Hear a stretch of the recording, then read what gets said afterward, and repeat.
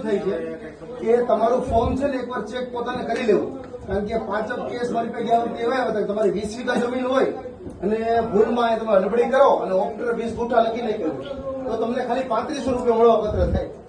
એટલે આ પ્રશ્ન બન્યો હોય તમે સાઈન કરી નાખ્યું, તમે તાલુકામાં જાઓ તો તાલુકાવાળા વાંક કાઢે કોનો કે પંચાયતે ફોર્મ તો તમે કઈ વાંચ્યું ન હોય, ખરેખર તમે ન વાંચ્યું હોય, તમને વાંચતા ન આવડતું હોય આ તો મને બતાવજો, મંત્રી સાહેબને બતાવજો. એમના ફોર્મ કોઈને આપી દેતા નહીં, કારણ કે તમારા પૈસા હું નથી આપતો, સરકાર આપે છે. તો મારું ખાલી કહેવાનું એટલું છે કે તમને જે પૈસા સરકાર આપે છે તમને મળવા જોઈએ.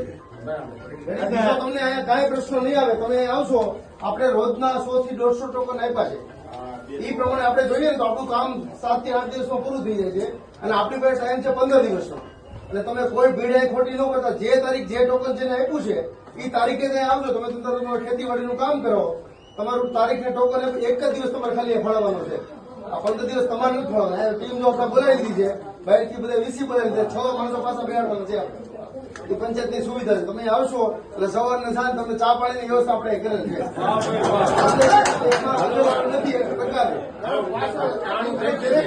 જેનો તારીખનો વારો છે અને જેને ટોકનમાં વારો લેવાનો છે એ 2 વ્યક્તિ ખાલી ઉભા રહેજો અને જેને 7/8 કાઢવાના છે આ 3 લોકો. બાકી જેનો વારો માનો કે 20 તારીખનો છે, 18 તારીખનો છે, એ લોકો એની ઘરે જાય, કાલે પાછા આવે.